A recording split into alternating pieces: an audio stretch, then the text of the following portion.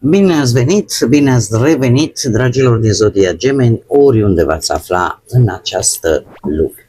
Suntem din nou împreună la o nouă lectură pentru următoarea perioadă a lunii august, perioada cuprinsă între 17 până pe 23 august, așa că, dragilor, toți cei care aveți nu doar soarele, ci și luna, Venus sau poate ascendentul în Zodia Gemeni, această lectură este de asemenea și pentru voi. Cu precizarea, desigur, nu uitați, este totuși o lectură general colectivă, așa că vă rog să luați decât ceea ce va rezona cu voi.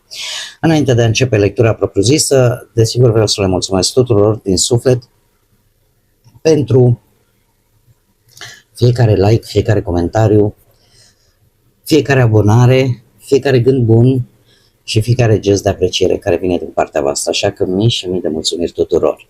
Cei care sunteți noi pe acest canal, vă urez și vouă bun venit și dacă la finalul acestei lecturi simțiți că ați rezonat sau pur și simplu v-a plăcut, nu uitați, dragilor, să vă abonați. Este gratuit și în felul acesta nu veți pierde niciuna dintre lecturile mele.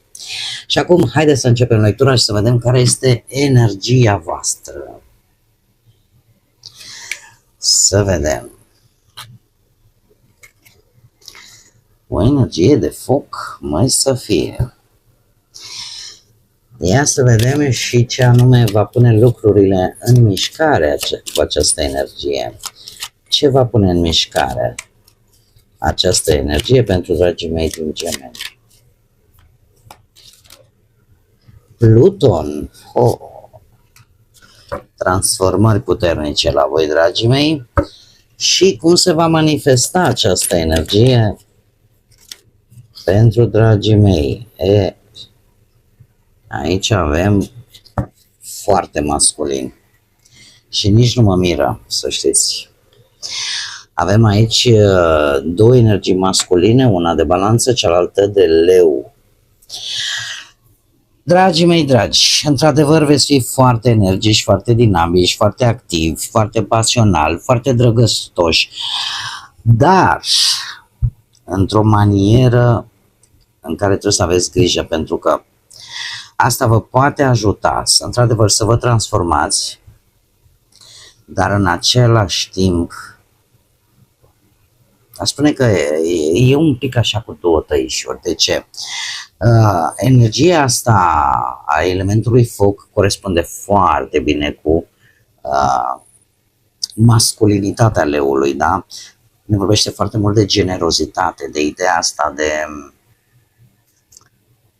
nu știu, de a fi darnici, de a ieși în evidență mai mult, da?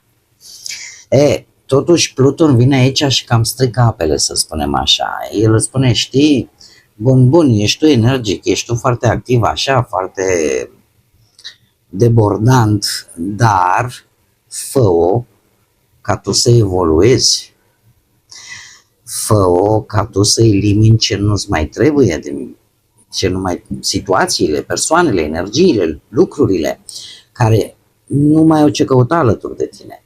De ce? Pentru că Pluton în această situație ne vorbește de o transformare mult mai profundă decât ați gândi-o voi, de eliminare, de regenerare, ceva care rupe ceea ce a fost vechi pentru a reconstrui ceva nou. Veți oscila, într-adevăr, în această săptămână, veți fi foarte emotiv, pe de o parte, excesiv aș spune, dar pe de altă parte puteți avea un temperament foarte coleric. Nu va fi ușor pentru voi, dragilor,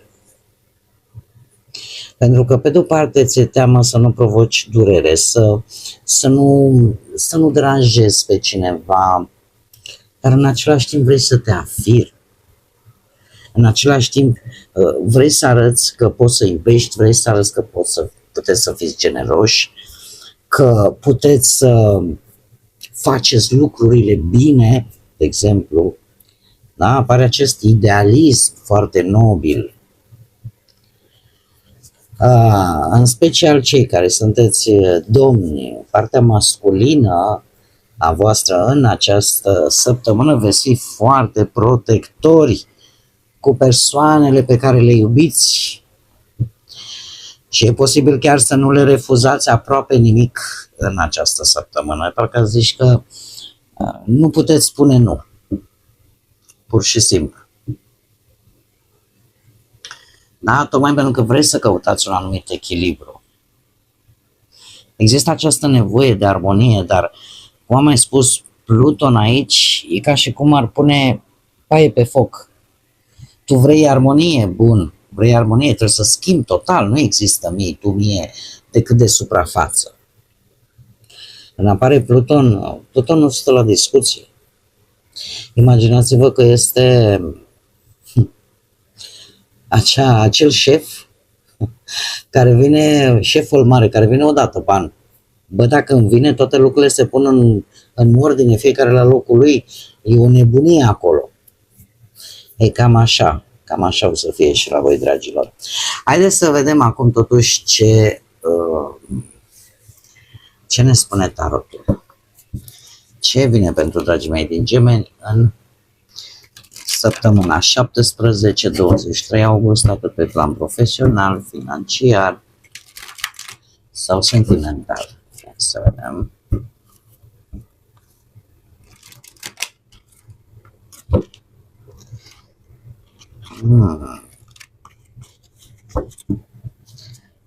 Ia să vedem, mai încercăm o dată.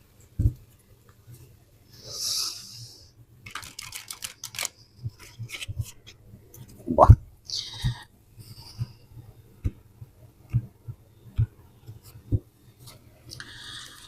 Și avem un cavaler de spade, un rege de bâte, zodii de foc, berbec, leu, săgetător, da.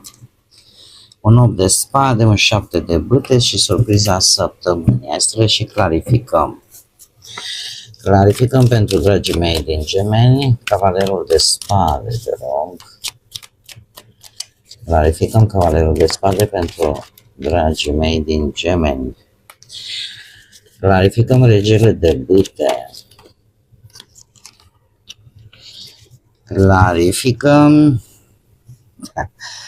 Clarificăm optul de spade. Măi, dragilor dragi, pe partea asta sentimentală sunteți într-un mare fel. Clarificăm 7 de bâte.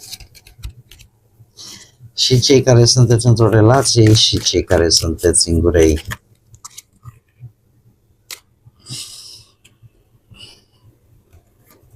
Bun. Și clarificăm surpriza săptămânii. Să știți că sunt zodii de foc, predomină în lectura voastră. Surpriza săptămânii, te rog, clarificăm eu. Bun. Hai să vedem. Dragilor, pe partea asta a muncii,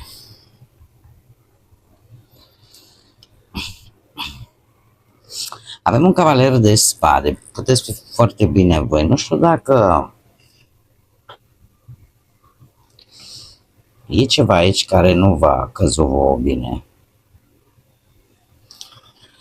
Cu 5 ăsta de cupe,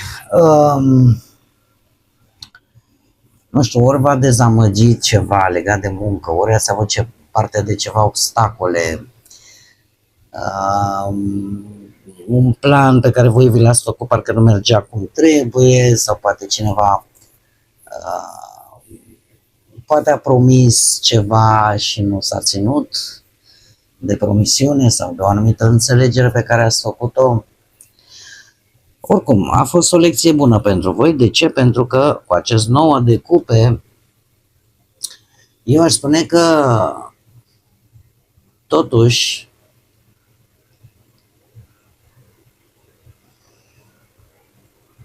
e ceva pe care voi v-ați concentra foarte mult. Totuși ați reușit cumva, până să nu fie prea târziu, cumva ați reușit să salvați. Nu știu, ceva legat de muncă. S-a salvat ceva care vă va da o anumită satisfacție. Eu aș spune că cu cavalerul ăsta de spade, voi cumva vă puneți în mișcare. O situație profesională care, pe de-o parte, poate ți-a produs o dezamăgire, dar în același timp o veste, o discuție, o acțiune mai rapidă așa, care se pare că schimbă direcția către ce vreți voi.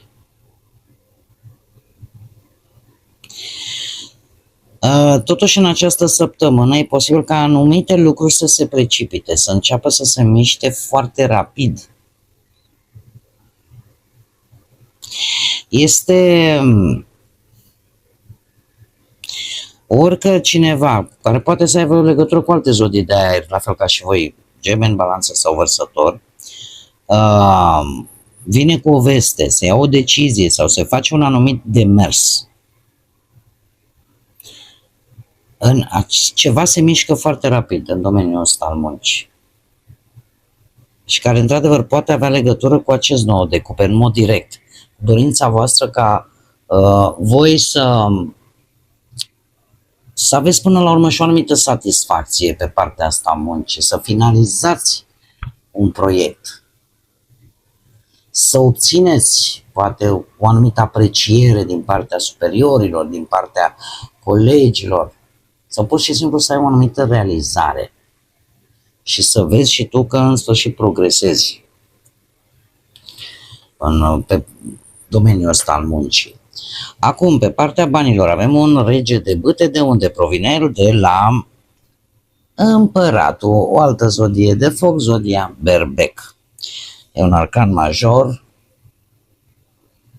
Dragii mei dragi, eu spun că pe partea banilor puteți avea de-a face cu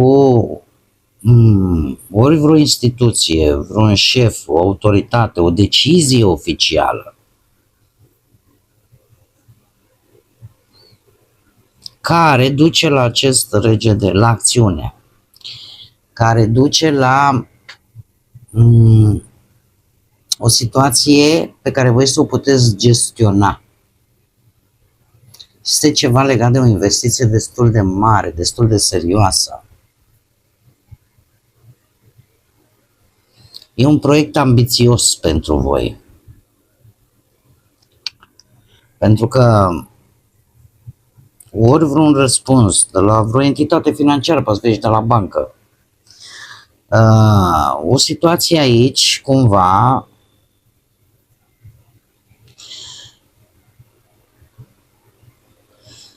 că nu este neapărat poate o decizie oficială. Este o acțiune concretă care s-a petrecut recent și care duce la acest rege de bâte. Poate că unii dintre voi aveți ascendent în zodii de foc, Berbec, Leu sau Săgetător și atunci în cazul acesta spune că aveți mult mai multă inițiativă, mult mai multă ambiție.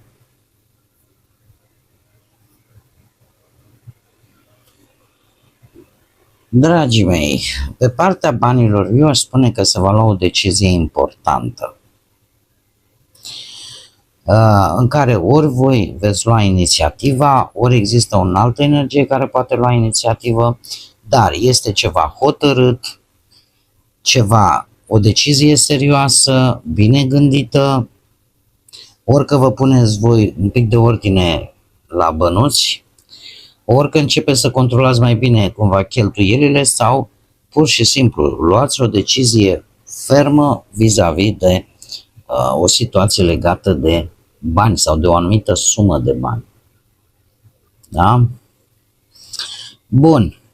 Pe partea asta relației avem un 8 de spade. Ia să vedem, de ce sunteți voi așa de necăjiți și de ce apar lucrurile atât de complicate.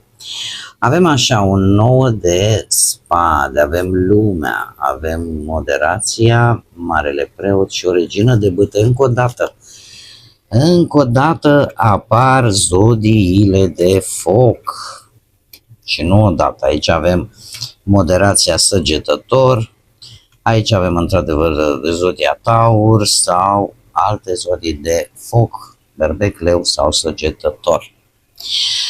E o situație aici care vă dă cu virgulă, nu știu de ce.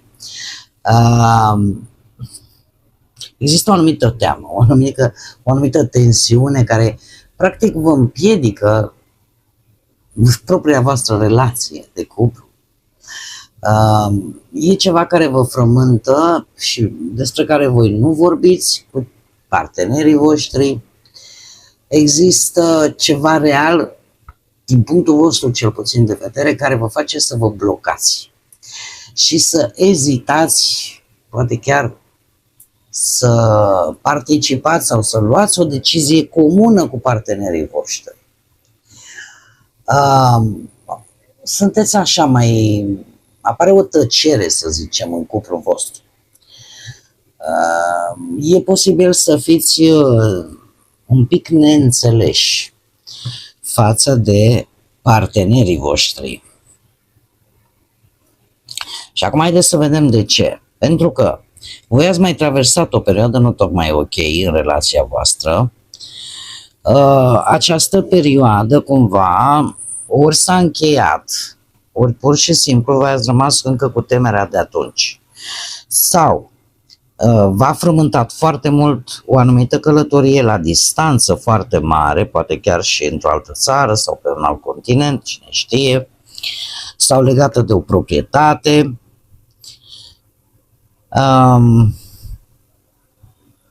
E ceva aici care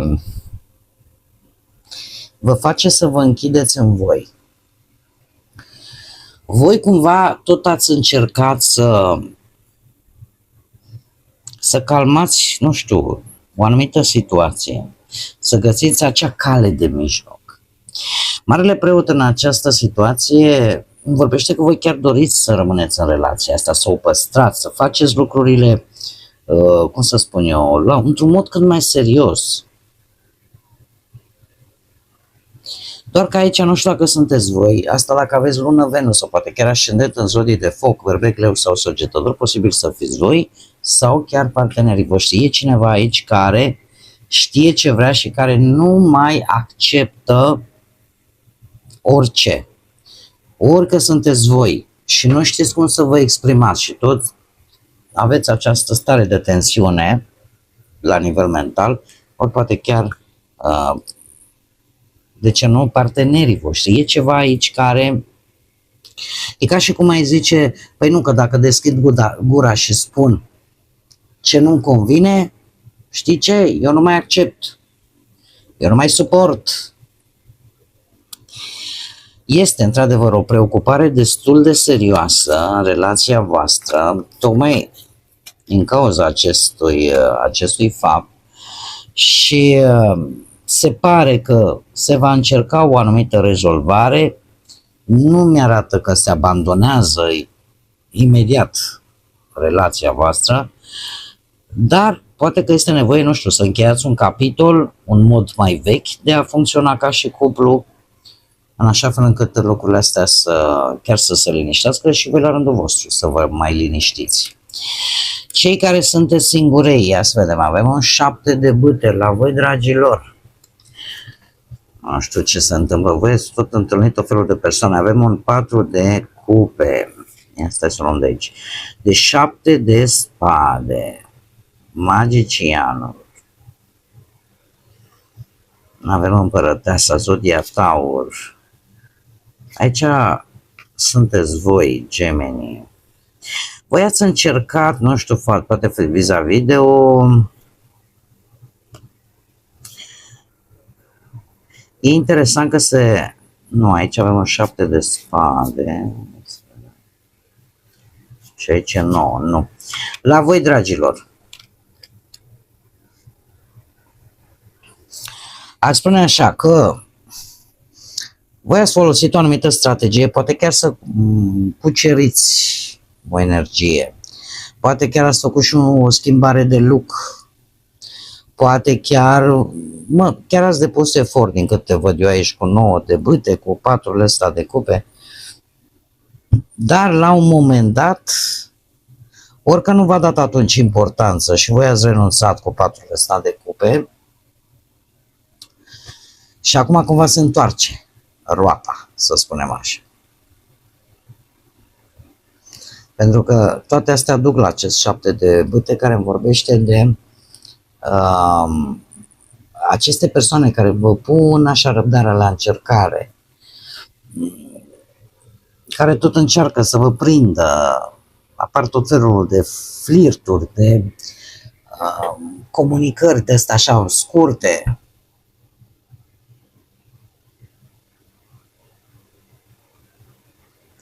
Nu știu, parcă fără voia voastră, de multe ori sunteți atrași exact de acele persoane care în general sunt destul de conflictuale.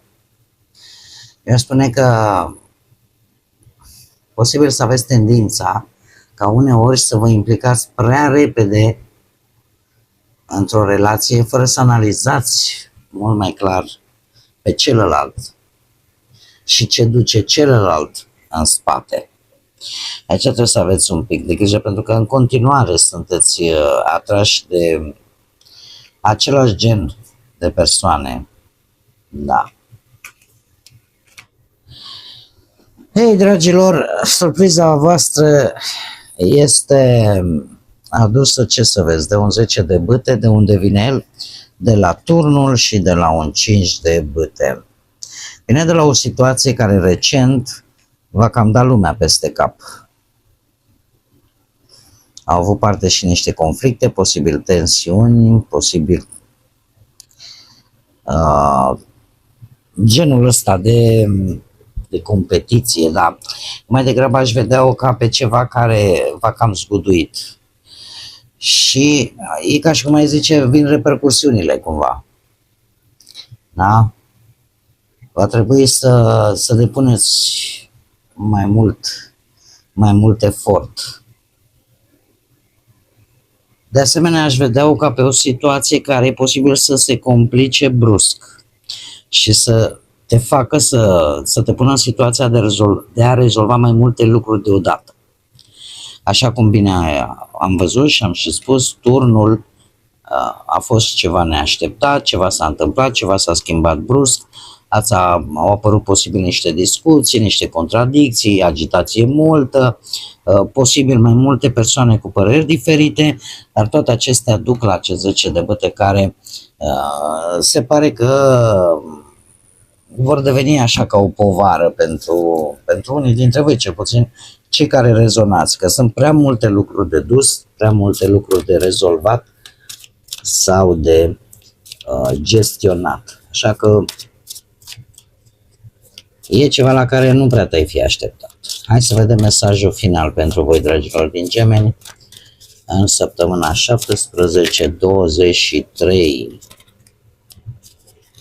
Cred că sunt mai multe aici. Ia să vedem. Vreo 4. Ei, și ce să vezi? Iar ne lovim de leu. Și avem așa. Nu lăsa mândria să-ți stea în drum. Avem o lună plină în leu.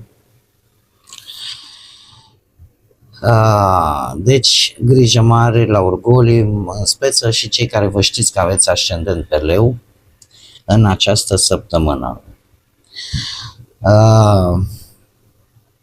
Mai avem iar o lună plină în balanță. O lună crescătoare care spune că trebuie să ai credință în visele tale și o lună cardinală. Fii curajos și fă prima mișcare. Dragilor, ca să le concluzionăm așa, aș spune că ceva va ajunge la un punct maxim și devine foarte vizibil. Că e o realizare, că e o veste, că e o situație care, mare atenție, nu mai poate să fie ignorată. În același timp, ceva ajunge la un punct culminant.